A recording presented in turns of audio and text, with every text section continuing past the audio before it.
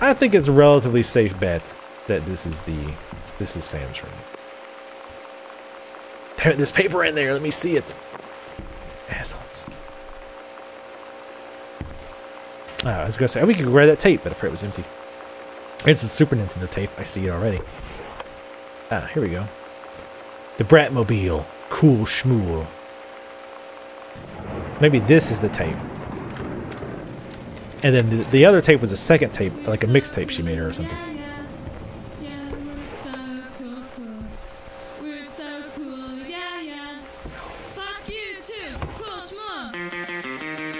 Ah, yes. It feels a little dirty looking through a girl's drawers.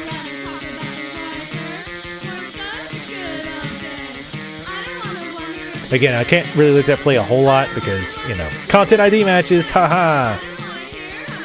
Adventurous the Cats. I don't think this is a legit copy of any game that's ever existed. I'm calling shenanigans. Alright, sorry. Again, not that, you know, the music isn't nice and all, but content ID matches. You know how it goes. Chun-Li moves. Fireball. What? Chun-Li doesn't... Oh, wait. I guess she does, actually. She did later on. So, wait. What Street Fighter... Okay, now here's the big question. Forget everything else. What happens to her sister? Is this house really haunted? None of that matters. What really matters here is what version of Street Fighter were they playing? Where Chun-Li has a fireball. When did she first get a fireball? It definitely wasn't regular Street Fighter. Was it Turbo? It could have been Super Street Fighter 2, or it could have been Street Fighter 2 Turbo. That might have been when she first got the fireball. I don't know. This is the question that we really need to answer here. Everything else seems about the same. God, now I'm going to be annoyed. It looks like we're the Super Nintendo plugged in. That noise is getting on my nerves. Oh, it's one of those things. Let's try staring at it. I am terrible at this, by the way. I can already feel myself getting a headache looking at it. In fact, I just covered my eyes. I leave it up for a little bit so you guys can maybe figure it out. But I tell you what, like, I've never been able to do these magic eyes. It's a sailboat. It's not a sailboat. It's a schooner. Oh wait, I think I did it the other way. Scrutinize. All right, is it? Maybe it's just me, but I saw a boob in the middle immediately. Sorry, it's the way my mind works. If you want to figure it out, the magic eye, you can just pause it. But I don't know. Journey of Crystal. Okay. Obviously not real Nintendo games because, you know, copyright nonsense, of course. Super Spitfire. I'm trying to see if, like, maybe these games are supposed to be nods to something else.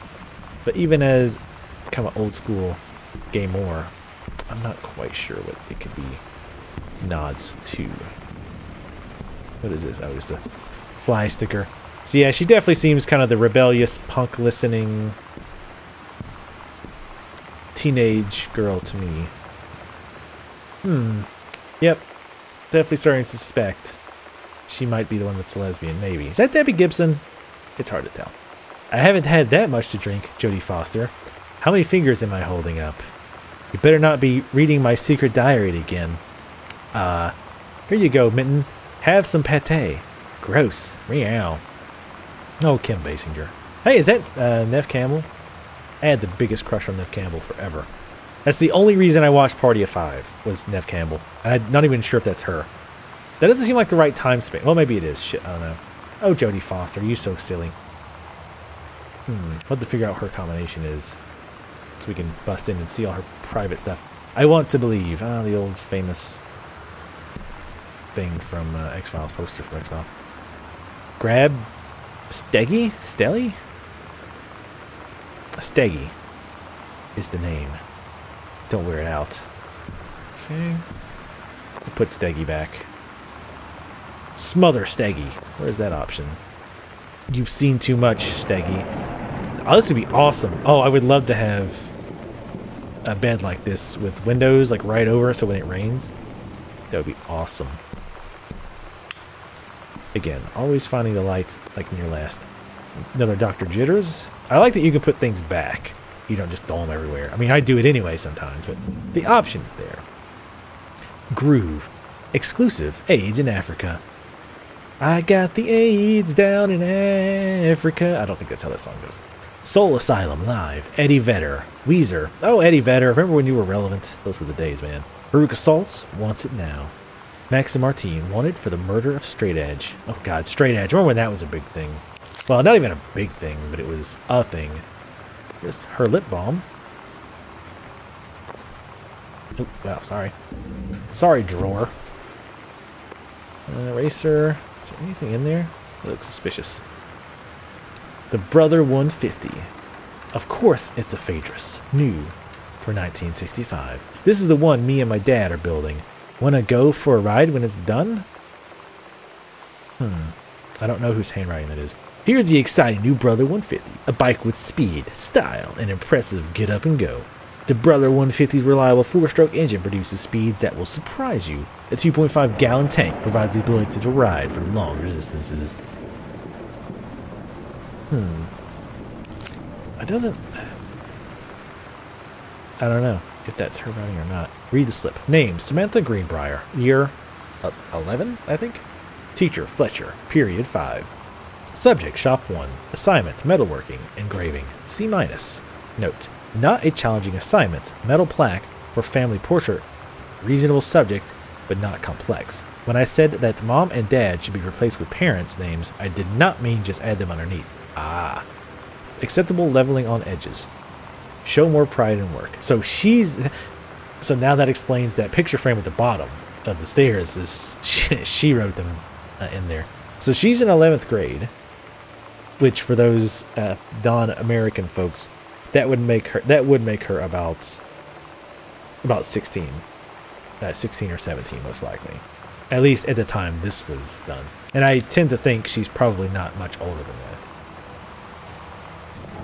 And I also think that this slip being under her bed is semi-significant in that her parents probably never saw it. Like she hid it from them. Or not, it could just be there. Am I reading too much into it? I don't know. Groove Magazine. Kurt Cobain, 1967 and 1994. I gotta say, I really hate the Kurt Cobain decided to kill himself. Big Nirvana fan. And what's funny is, you know, keep in mind, if you haven't already figured this out, a lot of this game will be me reflecting on my years back, or my experiences back in these years as well. We'll talk about Kurt Cobain again in a minute. I know you're just dying to hear more. No pun intended. Incident number 83212. Goodfellow High School disciplinary referral. Student name Yolanda DeSato. And this is definitely, well, almost certainly the girl that she's talking about. Yoli? Was that what she was calling her? Anyway, the girl in the picture with the army vest or whatever, it said DeSoto on it. So great. She's in grade 12. This is in 94. So again, last year, she would be a senior in high school at this point, since we're in 95. Anyway, time, 9:20 a.m. Teacher, Mr. Benchley, room hall. Factual description of incidents. Mr. Benchley observed Mrs. DeSato wearing a t-shirt with an unacceptable image on the front, a large beer can labeled Pabst Blue Ribbon. Ah, see, she was a hipster before it was hip to be a hipster. Mrs. DeSoto was sent to the guidance counselor's office. Action taken by the faculty. Mrs. DeSoto was given the option to turn her shirt inside out, change into a shirt from her gym locker, or be suspended for the rest of the day. Mrs. DeSoto chose suspension. Her father was called, but there was no answer and no answering machine. Mrs. DeSoto must return this form tomorrow, signed by her father. So, of course, the question is, why does Sam have this? Student signature, Lonnie D. Parent signature is missing. And obviously this form was not returned, as again it was over a year ago. So the guess here is, of course, maybe that you can't think she would have just given this to Sam. Like, what would be the point? I think maybe she brought it over to her house on October 20th, 94, and just forgot it there, or she threw it away. I'm an idiot. Yeah, she threw it in the bin. Of course, why has this paper been in the bin for like a year? Maybe it's time after a year to empty your trash out. But I mean, then again, she's apparently not using it much. So there you go. Hairbrush. Another tissue box. Ah, yeah. Soft face. Got a monopoly on facial tissue wipes, apparently. Turn this light on. What's the button? The Misfits, of course. Really likes the girl bands, which, you know, it's fine. Nothing wrong with that. Nothing wrong with ginger ale either. I like this girl. She likes ginger ale. Anybody who likes ginger ale is pretty okay in my book. Nailed it, Ultraviolet. Turns out Hitler loved ginger ale, then Hitler wasn't all bad then. Frankenstein, Metamorph, Emma, Tom Sawyer, Ben-Hur, The Jungle Book. It's funny how they all have the same cover. I guess it's the same publisher, theoretically. Call of the Wild, War of the Worlds. She has a pennant up for her high school, which seems a bit unusual for somebody who's supposedly like rebellious. They wouldn't really care to have a pennant for their school on it. Sam, I think the creative writing track would be perfect for you. Mrs. Blaylock. Summer pre-college program for young scholars. 1995, it's this year.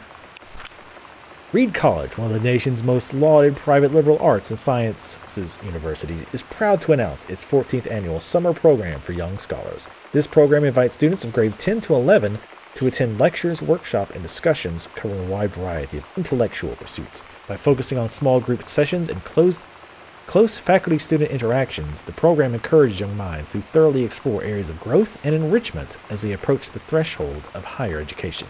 The program is divided into distinct tracks by subject matter, but students are encouraged to select sessions from secondary tracks along with that to which they are admitted. On-campus housing and meals are provided as part of the program's tuition. Scholarships for the summer program are available based upon merit and need, judged by each student's submitted portfolio and final documentation. English creative writing, which is highlighted. Beyond the benefit of the program itself, 3 students from each track will be offered a full scholarship for their first year at Reed, if they decide to attend the university full-time as undergraduates and are accepted by Reed's admissions board. Educators at student schools have been provided with documentation outlining the specific requirements, blah, blah, blah. So it looks like her teacher was trying to get her to go there for, like a creative writing type thing.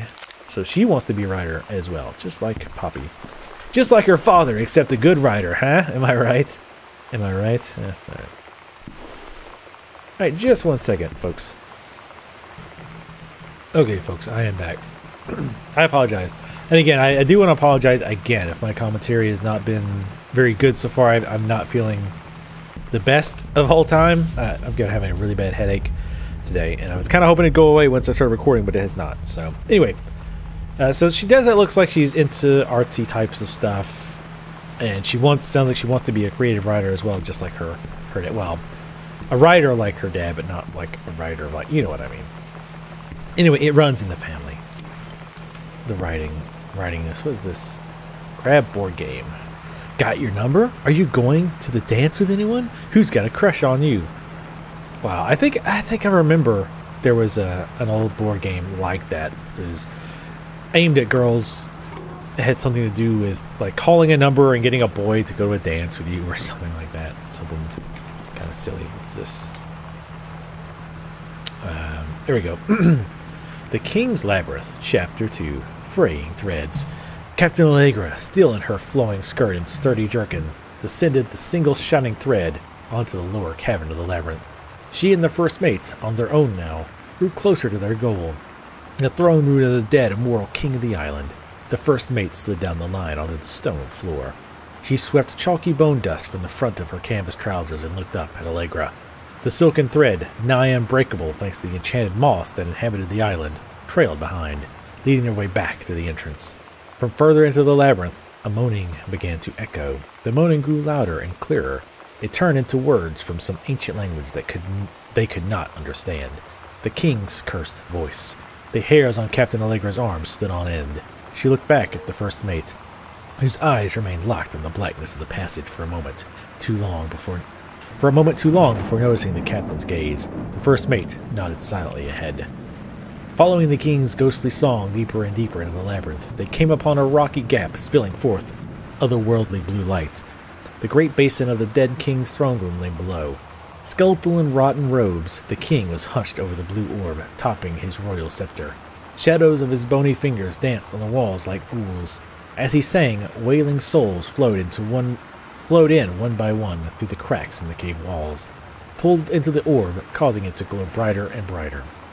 Behind the king, a long staircase hewn from rock led down into the chamber from a passage at the top. Allegra said, "We have the advantage in numbers. I will draw his attention, and then you—" But the first mate interrupted. "No, I am smaller and quicker, and you know of dealing with mystical energies like these. I will circle to the other side, get the king's attention, and lead him on a merry chase." She held up the silk line. "All traced by this invisible thread, of course," Allegra said. "It is a good plan, but perhaps we should go together." The first mate shook her head. "You know this is our best chance. Don't be afraid for me." They grasped hands and exchanged 3 tight squeezes, their palms growing warm. The first mate tied the shining thread to the belt of her trousers, gave a quick salute and a wink, and dashed off. Allegra waited, staring vigilantly across at the top of the stairs, where the first mate was to appear. The king continued his— Wait, no, no! The singing stopped. The king turned and began walking up the stairs. Allegra wanted to call out, to do anything to stop the first mate from running headfirst into danger. She tried tugging on the line to signal her. No use. The king was nearly at the top of the stairs when the first mate burst through the passageway. She skidded to a stop. Even from across the yawning basin, Allegra could see the first mate's eyes grow wide. She turned and ran. Summoning his undead power, the king left the ground, levitating, gliding behind her with distressing speed. From some dark passage much too far away, Allegra heard the first mate scream. She was already running toward the sound. The line in Allegra's hand went taut, then shuddered. It fell slack to the stone floor. As Allegra ran, she was gathering line, twisting it around her arm. She came to its end. The unbreakable thread dangled limply, its end shredded and frayed in her hand. She tossed it to the ground and ran. So apparently, even now she's writing stories about Captain Allegra and her first mate. Best friends forever.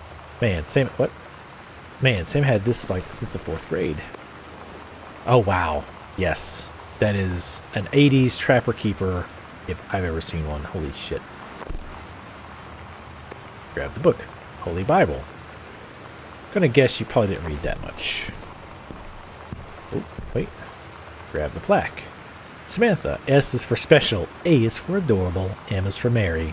A is for affectionate. N is for nice. T is for thoughtful. H is for honest. A is for admirable. Yes, that's exactly what it stands for. It's not, of course, just random words. Huh. Mitten, 1888, Dry Creek Road. Oh, looks like the collar for maybe a cat or a dog. Probably a cat, I guess. Mitten? I think it was a cat. But she is a rebel, so maybe she named the dog Mitten. Or even a lizard. Sonic Boom 94. K-Sync presents.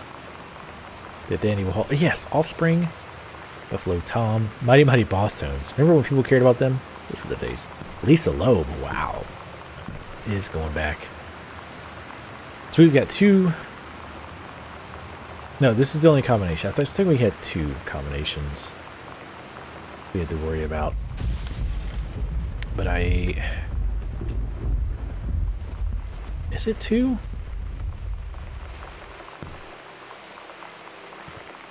Oh, I need to leave this open so I can keep track of where I'm at. Oh, let's look at this. Actually, while we're at it. To whom it may concern, I, Samantha Greenbriar, am 17 years old and am therefore an independent, fully functional human being. Yeah, right. The fact that you still forbid me from going into the city on my own is frankly absurd. Compared with Katie, who is only 3 years older than me, and yet you allowed her to go all the way across the ocean to another continent on her own. I just want to spend an evening in a normal, totally safe city on my own, like a human being, and since you may also remember...